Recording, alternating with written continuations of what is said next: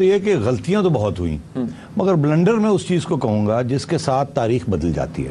ہم نے یہ کہا، ہماری قیادت نے یہ کہا کہ امریکہ کے پاس جاتے ہیں، انہیں کہتے ہیں ہمیں اپنا مرا بنائیں، ہمیں ہتھیار دیں، ہمیں پیسے دیں، ہم آپ جو کہیں گے اس ریجن میں آپ کے لیے کریں گے. اور آپ نے 1954 سے لے کے بعد تک آپ نے 3-4 معاہدے کیے ان کے ساتھ، ڈیفنس پیکٹس کیے، اکنامک پیکٹس کیے، جس میں بغداد پیکٹ، سینٹو، سیٹو، ڈیفنس، یہ ساری اسسٹنس اگریمنٹس کی. امریکہ نے آپ کو پیسے دینے شروع کیے اور ہتھیار دینے شروع کیے. آپ اپنے پاؤں پہ نہیں کھڑے ہوئے. وہ دن ہے اور آج کا دن ہے. آپ کو جب امریکہ پیسے دیتا ہے تو آپ کی معیشت چلتی ہے. جب آپ کو امریکہ آپ کی فوج کو ہتھیار دیتا ہے تو آپ کی فوج کے F-16 اڑتے ہیں، یا آپ کی فوج کے ٹینکس چلتے ہیں، یا آپ کی فوج کی بندوقیں چلتی ہیں. بالکل ٹھیک. دوسرا یہ تھا کہ ملٹری کو ایک سوسائٹی کے اندر اہمیت مل گئی، ناجائز اہمیت مل گئی، جو کہ ایک جمہوریت میں نہیں ہوتی. جمہوریت میں سیاست، آئین، قانون، جوڈیشری، الیکشنز، یہ چیزیں ہوتی ہیں، یہ زیادہ اہم ہوتی ہیں. یہ ان کے اوپر ایک نئی ریاست بنتی ہے. آپ کی ریاست میں جو اس وقت بنی، اس میں نہ آئین تھا، نہ الیکشن تھے، نہ آپ کی کوئی ریپرزنٹیشن تھی. ہم خود مختار ہوں گے، ایک نان الائنڈ موومنٹ بنائیں. بالکل. امریکہ، ہندوستان کی قیادت جس میں جواہر لال نہرو صاحب تھے، انہوں نے ٹیٹو صاحب یوگوسلاویا کے، سوکارنو صاحب انڈونیزیا کے، اور ناصر صاحب ایجپٹ کے، ان کے ساتھ مل کے ایک نان الائنڈ موومنٹ، مطلب خود مختار موومنٹ، نہ ادھر کا نہ ادھر کا، خود اپنے پاؤں پہ کھڑے، وہ اس کی قیادت رکھی، اس کی بنیاد رکھی. اور وہ انہوں نے اپنی معیشت بھی خود بنائی، اپنی ہیوی انڈسٹری بھی خود بنائی، الیکشنز بھی کیے. فوراً انڈیا میں الیکشنز ہو گئے، آئین بھی بنایا، اور جمہوری ادارے بھی قائم کر دیے، جوڈیشری بھی قائم کر دی، اور میڈیا کو اجازت دی ڈیولپمنٹ کرنے کی. تو اس طریقے سے انڈیا ایک راستے پہ چلا گیا جو صحیح تھا. دوسرا بلنڈر جوڈیشری کے ساتھ اس کا تعلق ہے. اچھا. 1954 میں کنسٹیٹیوئنٹ اسمبلی تھی ایک، گورنر جنرل صاحب تھے غلام محمد صاحب، انہوں نے کنسٹیٹیوئنٹ اسمبلی ڈسمس کر دی، فارغ کر دی. مولوی تمیز الدین صاحب تھے اسپیکر سندھ اسمبلی کے، انہوں نے چلے گئے وہ سندھ ہائی کورٹ میں. وہاں سندھ ہائی کورٹ نے بہت اچھا فیصلہ دیا، انہوں نے کہا کہ گورنر جنرل یہ نہیں کر سکتے، اور اسمبلی کو، کنسٹیٹیوئنٹ اسمبلی کو ریسٹور کر دیا. گورنر جنرل اپیل میں گئے فیڈرل کورٹ، اس وقت کا سپریم کورٹ. جسٹس محمد منیر نے 1955 میں ججمنٹ دی، قانون ضرورت کا ایک کریٹ کیا، اور کہا یہ لا آف نیسیسٹی کے تحت گورنر جنرل کا جو فیصلہ تھا وہ صحیح ہے. آج کے جو چیف جسٹس ہیں انہوں نے اب ججمنٹ دی ہے جس نے لا آف نیسیسٹی کی دھجیاں اڑا دی اور کہا کہ آگے سے یہ کبھی استعمال نہیں ہوگا. مگر لا آف نیسیسٹی نے پھر اس کے بعد ایوب خان کے کو کو جسٹیفائی کیا، یحییٰ خان کے کو کو جسٹیفائی کیا، اس کے بعد ضیاء الحق کے کو کو جسٹیفائی کیا، اور مشرف صاحب. یہ لا آف نیسیسٹی ہمارے گلے پڑا ہوا ہے، اور یہ اس بلنڈر کا نتیجہ ہے جو کہ جسٹس محمد منیر نے 1955 میں ججمنٹ دی. وہ سیٹی صاحب بتائیں. 1954 پرائم منسٹر محمد علی بوگرا ایک فیصلہ کرتے ہیں. فیصلہ کیا کہ ویسٹ پاکستان کو کریٹ کیا جائے ایز ون یونٹ، ایک صوبہ.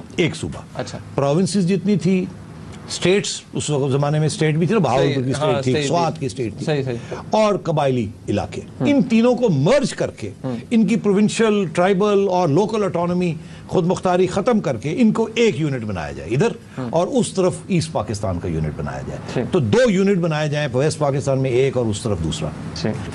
اور یہ محمد علی بوگرا صاحب کے یہ فیصلے سے کہ سینٹرلائز یونٹ، اور اس کو پھر بعد میں ایوب خان نے اور بھی پکا کر دیا. اور اسی لیے ایوب خان کے زمانے میں بلوچستان میں پہلی انسرجنسی شروع ہوئی. ایوب خان کے زمانے میں وہ جو بیج تھے ایسٹ پاکستان اور ویسٹ پاکستان کی علیحدگی کے، اکنامک انکوالٹی کے، ایکسپلائٹیشن کے، کیونکہ الزام لگنے ایوب کے زمانے میں وہ الزام لگے تھے وہاں سے کہ ہمارا فارن ایکسچینج ہم جھوٹ سے کماتے ہیں اور آپ ویسٹ پاکستان والے لے جاتے ہیں. ساری ڈیکیڈ آف ڈیولپمنٹ ہے وہ ویسٹ پاکستان میں ہو رہی ہے. ہندوستان نے پہلے دن سے یہ فیصلہ کیا تھا کہ آئین بنائیں گے، جمہوریت بنائیں گے، نان الائنڈ رکھیں گے، اور 1 یونٹ نہیں بنائیں گے، 30 یونٹس بنائیں گے، اور 30 اسٹیٹس اور خود مختاری کریں گے. اور پھر وہ اسٹیٹس اور بناتے گئے آہستہ آہستہ. جب یحییٰ خان صاحب آئے اور الیکشن کرائی تو بنگال کے لوگوں کو ایک موقع مل گیا اپنی خیال کا اظہار کرنے کا، اپنے غصے کا اظہار کرنے کا. انہوں نے دھڑا کر کے مجیب الرحمان کے لیے ووٹ ڈالا اور وہ پھر ایک میجورٹی مل گئی. وہ بلنڈر تھا. ہم نے جب یہ فیصلہ کیا اس وقت بھی اگر ہم یہ اس الیکشن کا رزلٹ مان لیتے، مینڈیٹ ایکسیپٹ کر لیتے عوام کا، تو اور یہ ملک رہ جانا تھا. ہماری سول ملٹری بیوروکریسی جس میں اب پولیٹیشینز بھی آ چکے تھے، ذوالفقار علی بھٹو بھی کود کے آ چکے تھے، انہوں نے اس سو کالڈ ویسٹ پاکستان میں میجورٹی حاصل کی تھی. تو انہوں نے مل کے مجیب کو نہیں اجازت دی کہ وہ پرائم منسٹر بنے اور وہ میجورٹی کے ساتھ حکومت کی. اور یہ ہماری بدقسمتی جسے میں کہتا ہوں ایک فائنل بلنڈر جس سے پاکستان پھر ٹوٹ گیا. تو that was the other blunder کہ ملٹری ایکشن. چوتھا blunder military action in asset Pakistan. Mandate کو نہ ماننا اور فوج گھسا دینا. پانچواں عدالتی قتل. انہوں نے مل کے یہ فیصلہ کیا اور ان کے جو پٹھو تھے سیاست میں انہوں نے ان کی حمایت کی. پہلا تو یہ تھا کہ پاکستان کے اندر یہ شہادت کی سیاست اس کے یہ شروع ہو گئی. کتنے شہید ہو گئے ہیں اس کے بعد، اور جو بھی اٹھتا ہے وہ شہید ہو جاتا ہے، اور پھر شہادت کے بیس کے اوپر آپ لوگوں کے پاس ووٹ لینے جاتے ہیں. تو یہ ایک قسم کی نئی سیاسی موڑ تھا کہ ایک شہادت کی قیادت سامنے. نمبر 2 دی ڈینسٹیز، پولیٹیکل ڈینسٹیز. ایک بھٹو، دوسرا بھٹو، تیسرا بھٹو. ٹھیک. اب ایک نواز، دوسرا شریف. پہلے ایک شریف، دوسرا شریف، تیسرا شریف تیار ہو رہا ہے. ایک چودھری، دوسرا چودھری، تیسرا چودھری. بالکل ٹھیک. ایک ولی خان، دیکھ اسفندیار خان. بالکل ٹھیک. ایک مولانا مفتی محمود، ایک مولانا فضل الرحمان. تو یہ جو سیاست، یہ اگر بھٹو صاحب اپنا پورا ڈیموکریٹک ٹینیور کرتے تو اس کے بعد انہوں نے ہی رہنا تھا. اگر وہ باہر بھی اپوزیشن میں بھی آ جاتے تو وہ ایک پولیٹیکل لیڈر رہتے، اور جب بعد میں وہ چلے بھی جاتے تو کوئی اور آ جاتا. ان کی پارٹی بڑی ڈائنامک پارٹی تھی. ہمدرد اس کے ساتھ پاکستان کی سیاست کے اندر ایک بہت بڑی ڈیوائیڈ آ گئی، جسے آج تک آپ کہتے ہیں کہ ایک آدھا پاکستان ہے جو پیپلز پارٹی کو ووٹ کرتا ہے اور آدھا پاکستان باقی لو پارٹیز کو ووٹ کرتا ہے. 90 دن میں الیکشن کروائیں گے، یہی کہہ رہے تھے نا. چلے نہ کرواتے، سال نہ کراتے، 2 نہ کراتے، الیکشن تو ہونے ہی تھے. تو کیا ہوا یہ کہ افغانستان میں وہ روس کی آؤٹ پوسٹ تھی، جیسے آپ امریکہ کی آؤٹ پوسٹ تھے. ٹھیک. تو وہاں روس نے مداخلت کر دی. امریکہ نے آپ کو کہا کہ چلیے جہاد شروع کرتے ہیں، ہم آپ کو پیسے دیتے ہیں، ہتھیار دیتے ہیں، وہاں افغانستان کے اندر سول وار لانچ کرتے ہیں. کرائے کے قاتل بننا ہے. اگر افغانستان کے لوگ یہی سوچتے ہیں آپ کے بارے میں کہ آپ امریکہ کے پٹھو کرائے کے قاتل تھے، اور آپ نے آ کے وہاں ڈی اسٹیبلائز کیا، آپ نے جہاد پروموٹ کی، اور اس کے جو سارا جو نتائج تھے، جب امریکہ تو چلا گیا نا پھر 8-10 سال کے بعد، فارغ کر گیا، آج روتے ہیں کہ جی آپ ہمیں چھوڑ کے چلے گئے. اور پھر یہ جو فالس جھوٹی اسلامائزیشن کی، کیونکہ جہاد کو پروموٹ کرنا تھا، کو چھپانا تھا، لوگوں کو گولی دینی تھی کہ ارے بھائی ہم تو اسلام کی خدمت کر رہے ہیں، اس لیے ہم آپ کی خدمت نہیں کر سکتے. Kalashnikov culture, drug culture, violence, sectarianism, جہاد، یہ ساری چیزیں جو آج آپ کے گلے پڑی ہوئی ہیں، یہ وار آن ٹیرر، یہ جو آج کی، آج آپ یہی آپ کی فوج کہہ رہی ہے نا یہ جہادی جو ہیں یہ گلے پڑ گئے. یہ کس نے بنائے تھے؟ یہ کلیشنکوف کلچر، یہ break down of law and order, یہ سیکٹیرینزم، شیعہ سنی کانفلکٹ، سنیوں کے اندر کانفلکٹ، یہ طالبان بریلویوں کو مار رہے ہیں، اس کی یہ سارا جن جو تھے نا یہ 1980s میں ضیاء الحق صاحب نے نکالے. کیونکہ بڑی اچھا ماحول تھا، موسم بھی اچھا ہوتا تھا، اور کوئی گھٹن نہیں تھی، اور ہمارے یہاں بھی کوئی گھٹن نہیں تھی اس زمانے میں.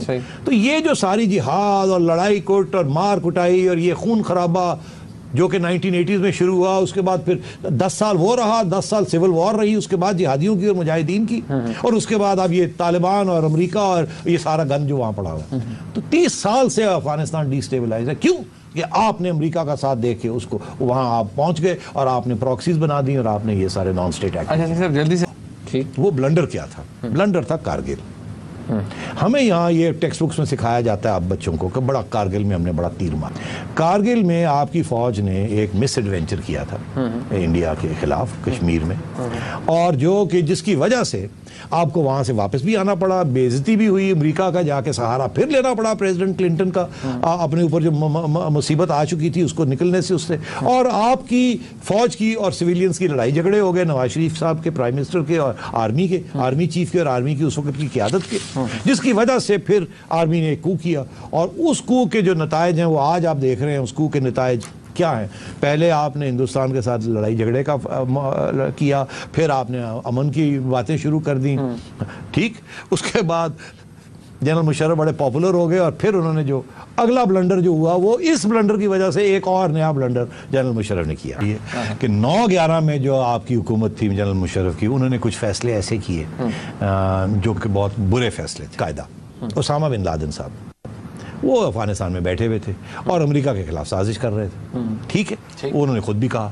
ملا عمر صاحب نے ان کو جگہ دی ہوئی تھی، ہاسپٹیلٹی دی ہوئی تھی، پناہ دی ہوئی تھی، وہاں وہ ایک بیس ایریا بنا رہے تھے۔ امریکہ نے پاکستان کو کہا کہ دیکھیے ملا عمر کو کہیے کہ ان کا ساتھ چھوڑ دیں اور ان کو نکل جائے یہاں سے، ہماری کوئی ملا عمر کے ساتھ جنگ دشمنی نہیں ہے۔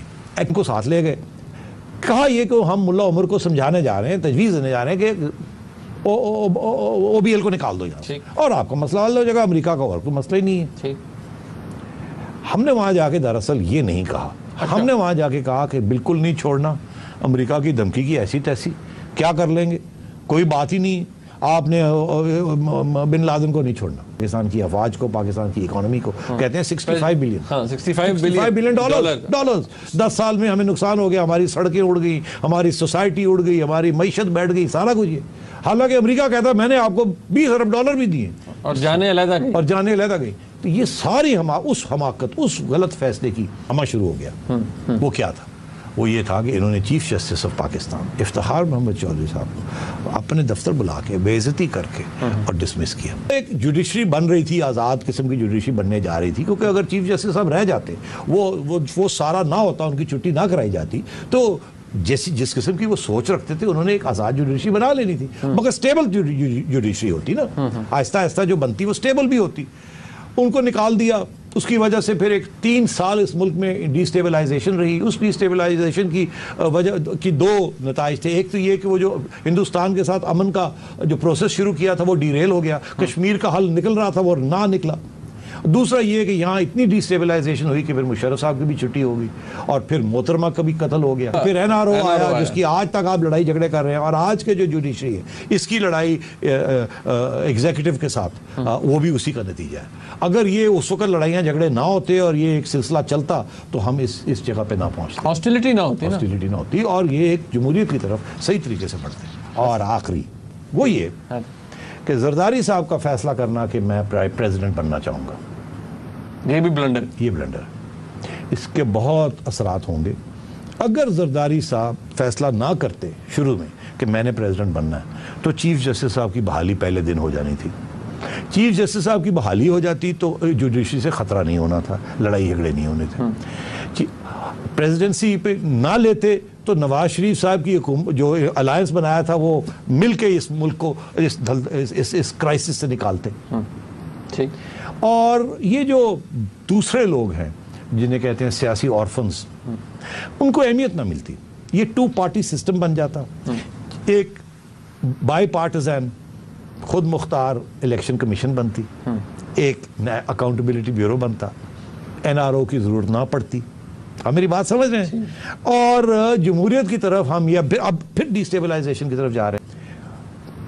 اور جیسے اسحاق ڈار صاحب پہلے بنے تھے فائنانس منسٹر، وہ رہ جاتے فائنانس منسٹر، نون بھی شامل ہوتی، دونوں مل کے اس ملک کو اس کرائسس سے نکال لیتے، جمہوریت بھی برقرار رہتی، کسی آرمی چیف کو ایکسٹینشن کی بھی ضرورت نہ کرتی، ساری چیزیں اپنے ٹائم پہ ہوتی، اور ایک نان نیوٹرل قسم کا پریزیڈنٹ آ جاتا۔